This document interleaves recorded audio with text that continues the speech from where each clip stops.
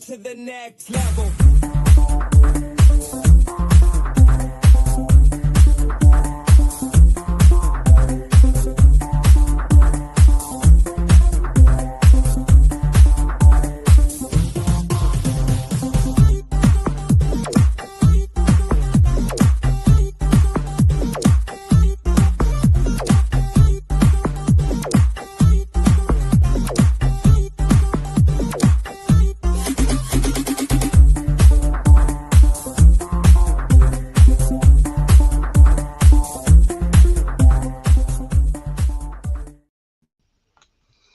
Hello, good morning, good afternoon, good evening, wherever you are in the world. This is Coach Tiffany Parra, editor-in-chief of Phoenix Fitness Fanatics magazine, elevating your mind, body, and spirit. Happy Mental Monday, y'all. I hope you had an amazing weekend. We have an awesome panel today, and we're talking a little bit about those mindset blocks that people have to just get over so they can really live the healthy lifestyle that they deserve. So let me go ahead and bring in my panelists. Hey, good morning, Teresa. Good morning, everyone. Good morning, Felicia. Good morning, Stephanie. Good morning. And good morning, Audrey. We got all the ladies from the contributing writer team in the house this morning. Welcome, welcome, ladies. I'm going to take 1 minute just to introduce yourself really quickly to everyone that maybe does not know who you are, so they can really get an idea of what we have to offer in the Phoenix Fitness Fanatics family. All right, we're going to go ahead and start with you, Teresa. Good morning, everyone. I'm Teresa Palmer. I'm a holistic cardiology nurse practitioner. I have a program called Heart Consciousness, giving your heart the attention it deserves. And I'm the nurse that connects people to their heart. And in doing so, I connect them to themselves. Awesome. Thanks, Teresa. Felicia. Hey there, I am a hormone health coach helping women release the guilt, shame, and frustration around weight loss and balancing their hormones so they can live free as a feather. Awesome, thank you. Stephanie. My name is Stephanie Malik. I am a freelance writer, editor, and publisher, and I pretty much do it all. I like to write health-related content. I have a book out, The Ultimate Beginner's Guide to Clean Living, and that is the foundation for my life. Awesome. Thanks, Stephanie. And Audrey. Hello, everyone. I'm Audrey Link. I am a aromatherapist, Ayurvedic practitioner, and nutritionist and Ikigai coach. I take who you are and create it as a whole. So I look at your body as a whole, and I then add in what you may need for your body to heal itself. Thank you. So see, everybody, this is a part of our contributing writer team. They each write articles in Phoenix Fitness Fanatics monthly, so you definitely want to subscribe and get some of this amazing content from these ladies. So today we're going to dive into how mental conditioning and our mindset shifts and being able to create those neural pathways in our brain that play a role in our long-lasting health, our long-lasting healthy lifestyle, and how we're able to live, being able to crush any of those excuses that come up, right, when we're trying to live a healthy lifestyle. So question of today, and we're going to go ahead and go around the room. So what are some of these common mindset blocks that really prevent people from committing to that healthy lifestyle in the long term? You know, we get people that start the year out and, you have these New Year's resolutions and they might go strong for, some people go strong for a month, 2 months, 3 months. Some people only go strong for maybe a week. But how do we really set the foundation for a long-term healthy lifestyle? We're going to go ahead and start with you, Teresa, then we'll go to you, Felicia, and down to you, Stephanie, and we'll close it out with you, Audrey. Thank you so much. This is really a topic that I think is so timely. And a topic that I really like and write about quite a bit. It all comes down to the story that you tell yourself. How do you feel about yourself?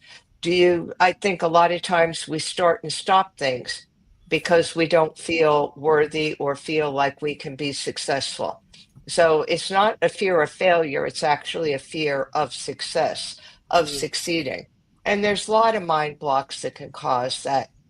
It can go all the way back to something that happened to you. Maybe you tried to be successful with something and it didn't work out. So, in the back of your mind, the subconscious, where you're not really thinking about it, that's always back there. And what happens is then you try to do things.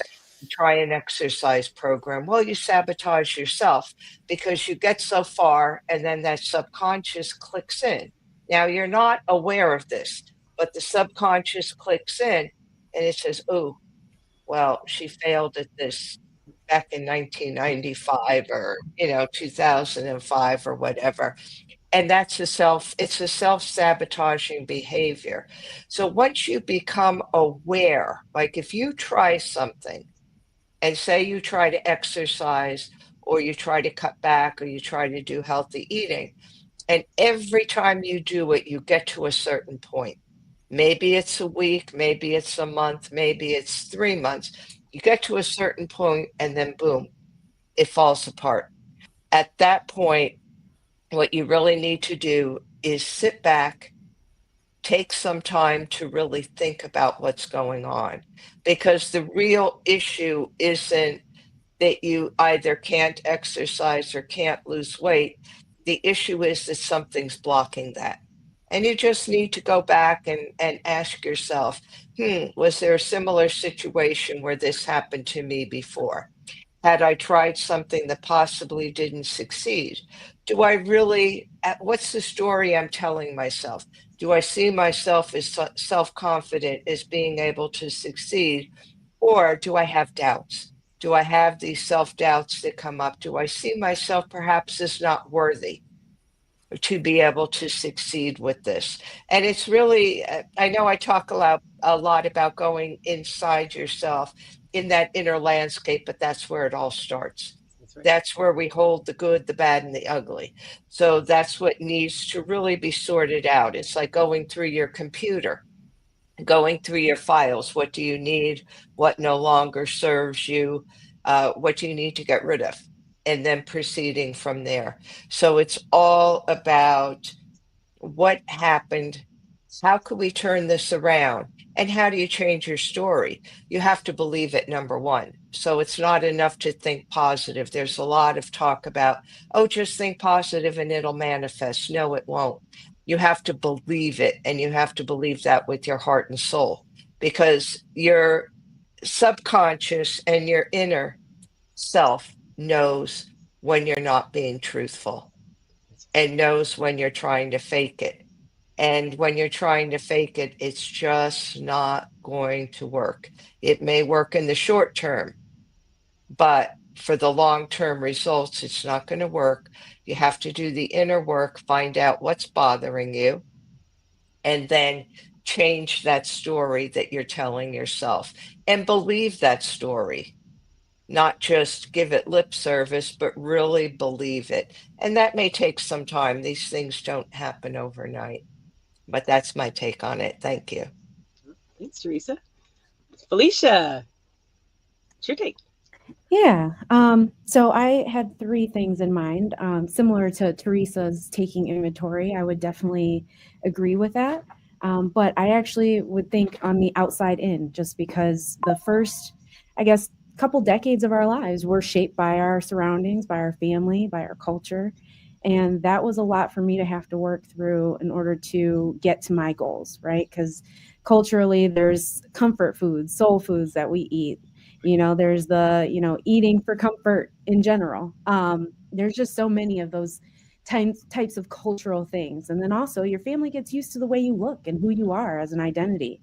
So when that starts to shift and change, that means they have to pivot their expectations of you, which is not only you growing, but that's you kind of either forcing them to either grow with you or stay the same, and that makes them have to reflect on themselves.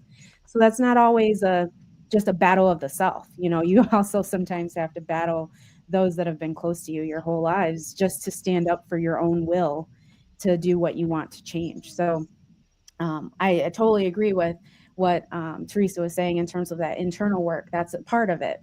But the surrounding influences do have such a major impact on our ability to believe in ourselves, and our ability to have that willpower.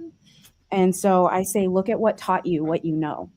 Take inventory in that way to go, who is that inner voice and who is it made up of?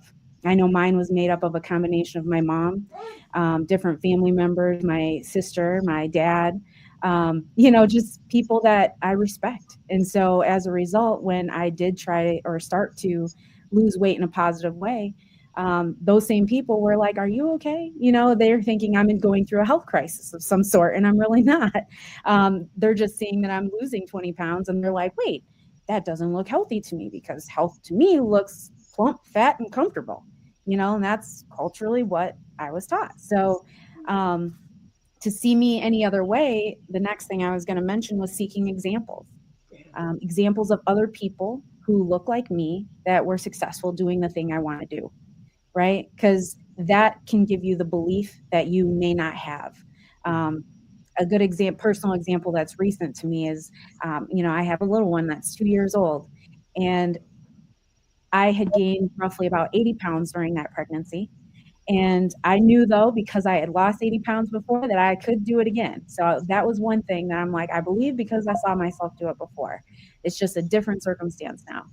But then there were many people who wanted to come rushing in and go, oh, well, once you've had a baby, your hormones are all whack. You're going to keep that pouch forever, because I had a C-section as well. So they're like, that mom pouch you're going to keep forever. You're always going to have problems with that scar area. So, there's lots of doom and gloom, right?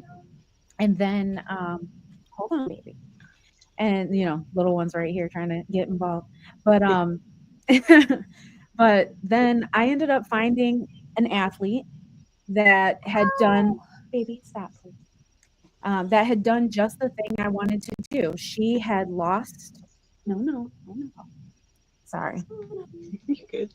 Down, head down. But she had lost the weight. She had her scar completely shown in this image that showed her strong. Sorry, I just don't let my little one be on camera. And she was exactly what I was looking for.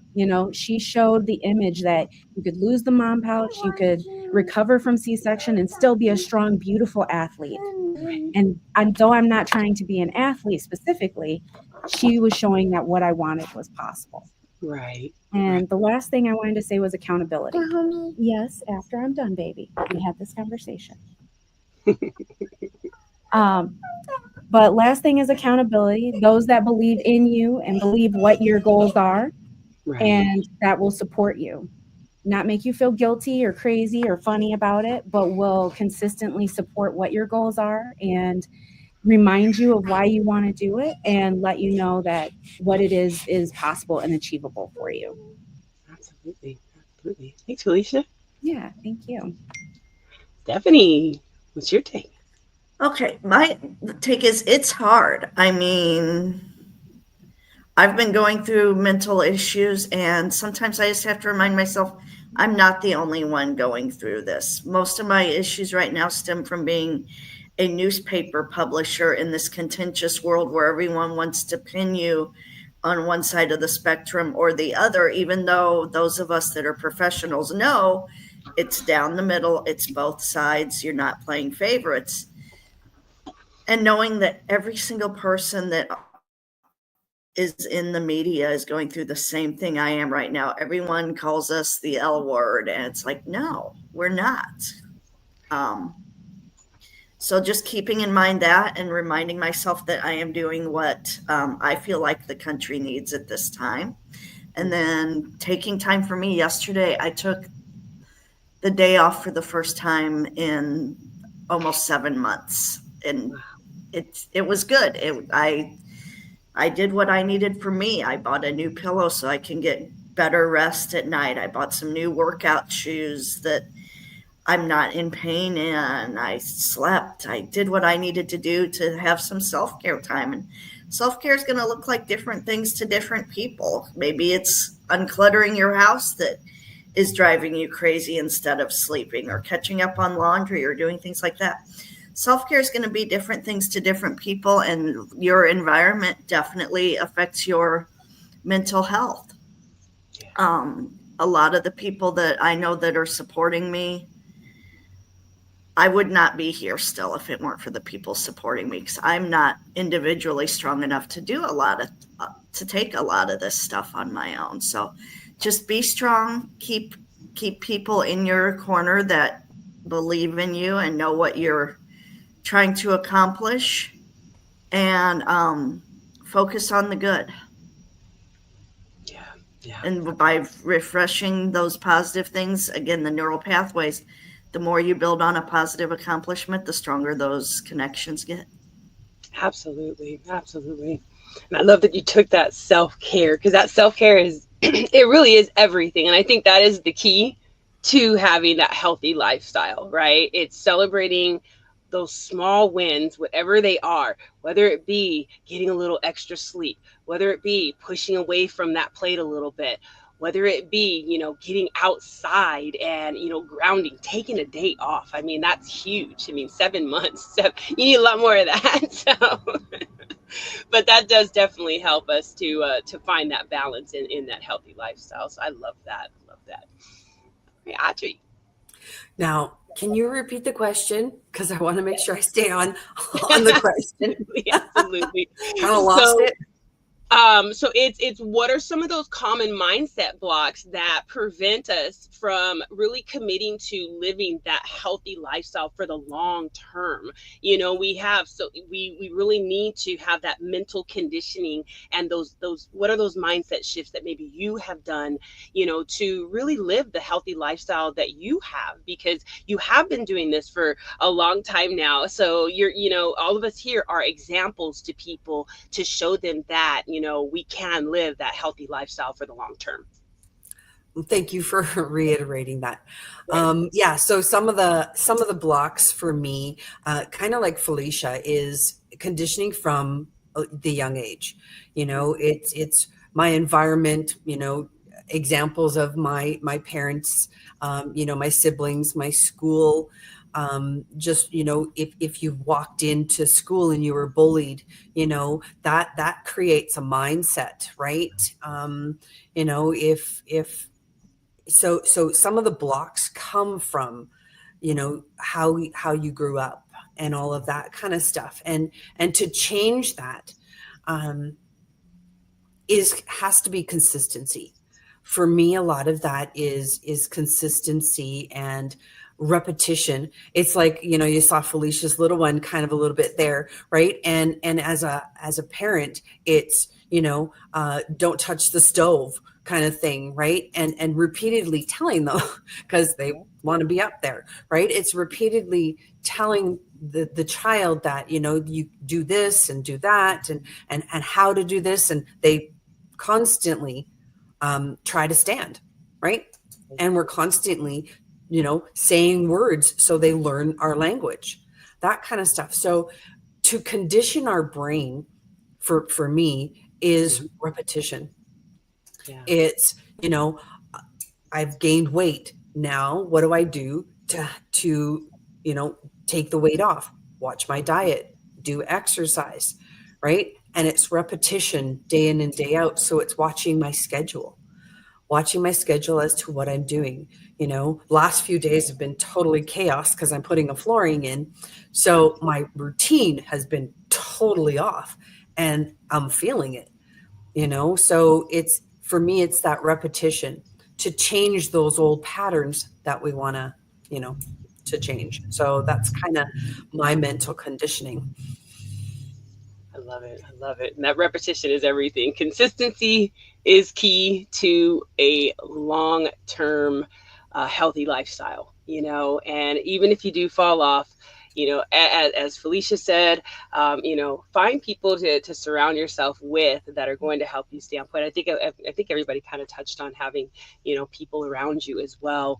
And, learn how to just really know how you feel. I think that's that's the huge thing too. Your body's going to tell you, and your mind's going to tell you as well when you're a little off kilter. So just be able to tap in, to that, stay consistent. And if you need, to learn how to just find the steps that you need, tap into some of the individuals here on your screen. Tap into, Teresa, tap into Felicia, tap into, Stephanie and Audrey, because they all have, various things that they have, again, done to continue to stay on point. Or if they do fall off, they do know how to get back on point to be able to just keep that long-term lifestyle. So everyone, I just want to go around the room and just tell everyone how they can get in touch with you if they do want to work with you. They can go into the magazine definitely and read all your content, but if they want to just reach out,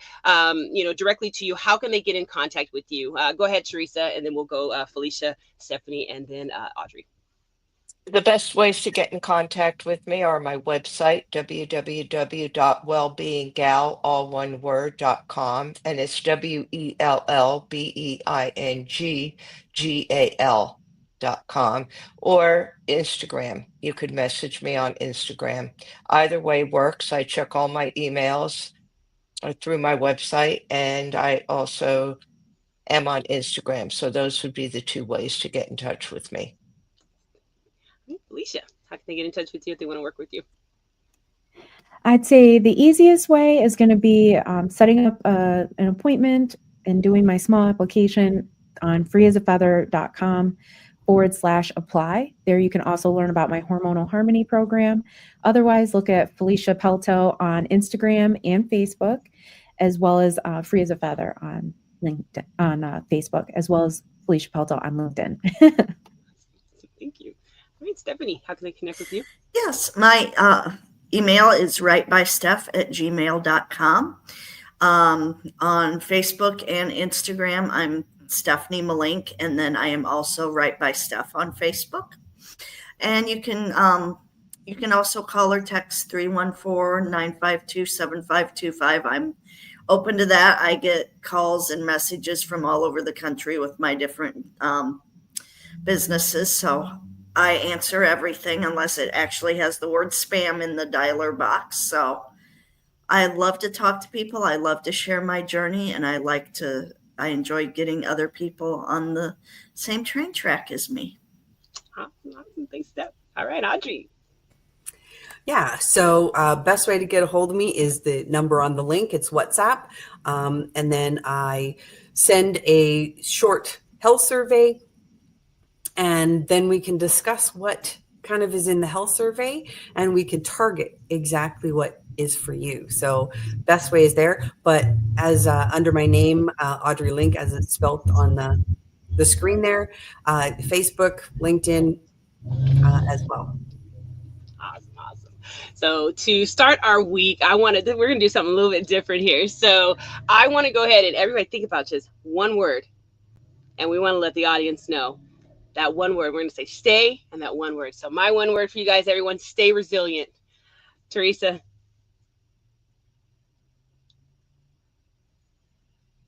My one word would be self-awareness. All right. Felicia. Optimistic. Stephanie. Strong. And Audrey. Adaptability. Awesome. Everybody, I want to thank you so much for joining us today. I want to thank you, ladies, so much for being a part of the Phoenix Fitness Fanatics family and just creating so much great content, showing up every week, sometimes multiple times a week, to just inspire and encourage everyone to tap into their inner Phoenix fire so they can live that healthy lifestyle and really be able to find that balance in their mind, body, and spirit. So thank you, everybody. Have a wonderful week. Happy Mental Monday, and we'll see y'all next time. Take care, everybody.